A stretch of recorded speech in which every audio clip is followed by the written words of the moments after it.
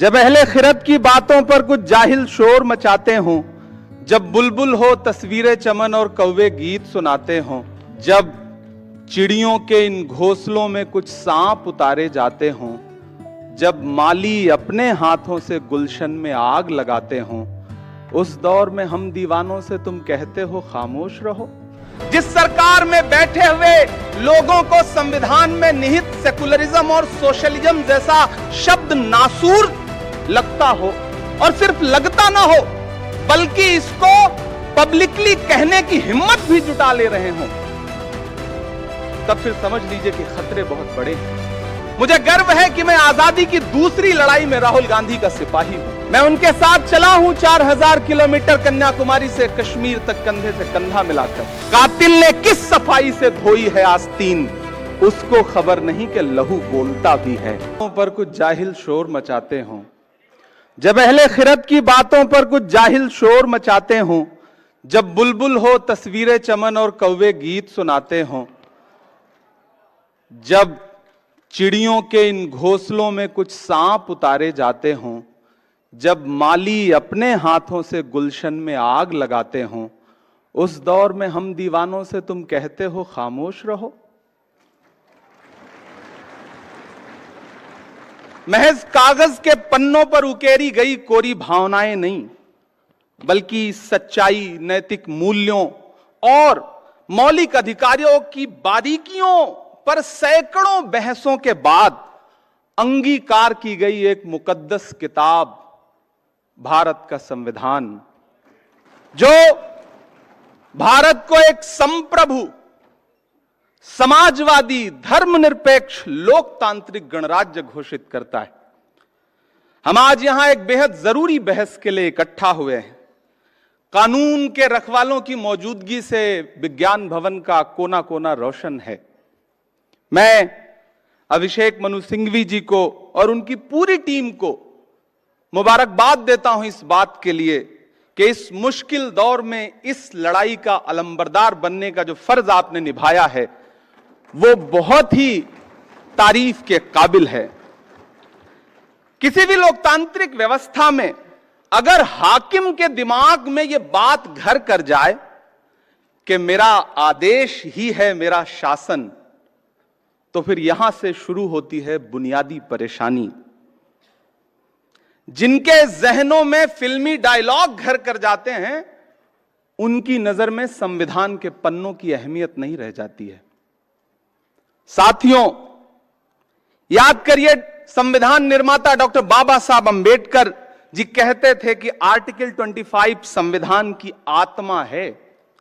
हर नागरिक को धर्म को स्वतंत्र रूप से मानने की और उसके प्रचार प्रसार की आजादी है, लेकिन मौजूदा सरकारें संविधान की रूह के साथ छेड़छाड़ कर रही हैं। धर्मांतरण विरोधी कानून हो, लव जिहाद का कानून हो, सीए का कानून हो, वक्फ अमेंडमेंट एक्ट हो या फिर बुलडोजर का एक्शन हो, यह सिर्फ संविधान की रूह के साथ छेड़छाड़ नहीं बल्कि डॉक्टर बाबा साहब अंबेडकर की आत्मा के साथ भी नाइंसाफी है। मेरी आंखों के सामने देश के कोने कोने से आए हुए वकील साथी बैठे हैं।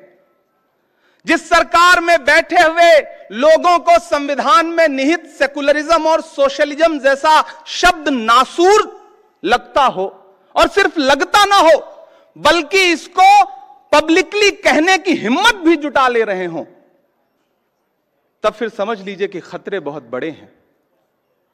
साथियों, जब कानून लोगों को डराने का और उनकी आवाजों को कुचलने का हथियार बन जाए और उसमें आपकी पहचान और आपका नाम और आपका धर्म निर्णायक भूमिका निभाने लग जाए, तो समझ लीजिए कि हुकूमतों की मंशा क्या है।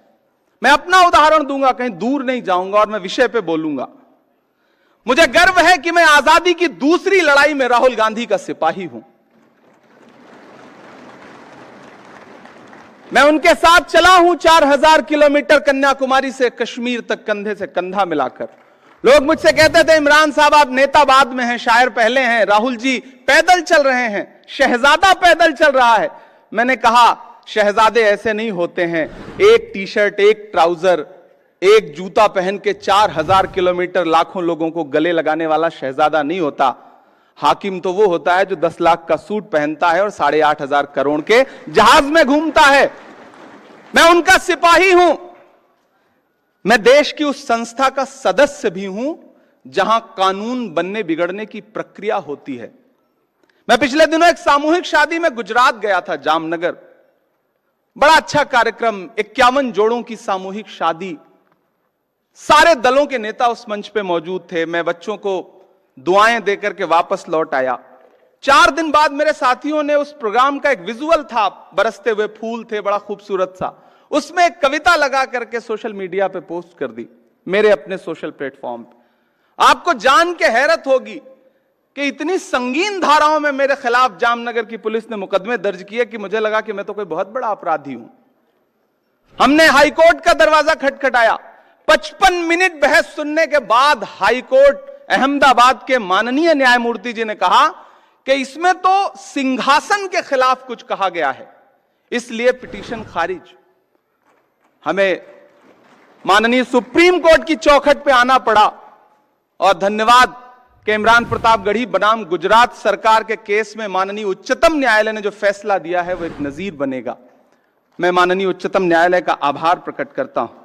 साथियों, माननीय उच्चतम न्यायालय ने एसआर बोम्मई भारत बनाम भारत सरकार के आदेश में भी ये कहा था कि धर्मनिरपेक्षता संविधान की मूल संरचना में निहित है, उसे बदला नहीं जा सकता।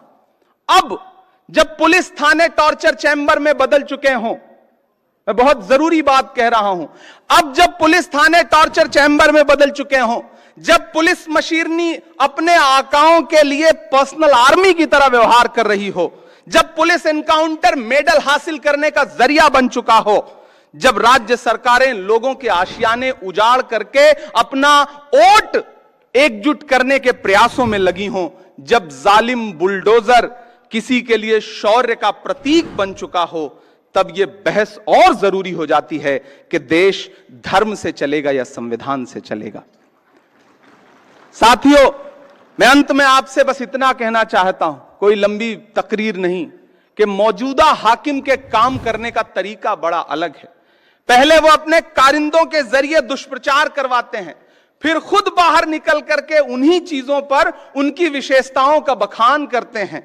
आप कैसे भूल सकते हैं कि दशकों से देश की संसद की महत्ता को कोसने वाली पार्टी के प्रधानमंत्री बनकर 2014 में जब नरेंद्र मोदी जी देश की संसद में पहुंचे थे तो सबसे पहले उन्होंने देश की संसद की सीढ़ियों पे मत्था टेका था।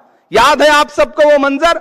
और उस मत्था टेकने का अंजाम क्या हुआ कि महज 10 साल के अंदर उन्हीं सीढ़ियों से बनी हुई संसद को बदल दिया उन्होंने। पुरानी संसद बदल के नई संसद कर दी। इस बार उन्होंने संविधान को मत्था टेका है, तो खतरा बढ़ गया है। सतर्क रहिए, जागरूक रहिए, संविधान को बचाइए, और सिर्फ बचाइए ही नहीं, हाकिम की चालाकियों को बेनकाब भी करते रहिए। कातिल ने किस सफाई से धोई है आस्तीन, कातिल ने किस सफाई से धोई है आस्तीन, उसको खबर नहीं कि लहू बोलता भी है। बहुत शुक्रिया। एक बार पुनः अभिषेक मनु सिंघवी जी को एक शानदार कार्यक्रम के लिए बधाई, और पूरे देश के कोने कोने से आए हुए न्याय के रखवालों को बहुत आभार, बहुत दुआएं, बहुत मुबारकबाद। शुक्रिया।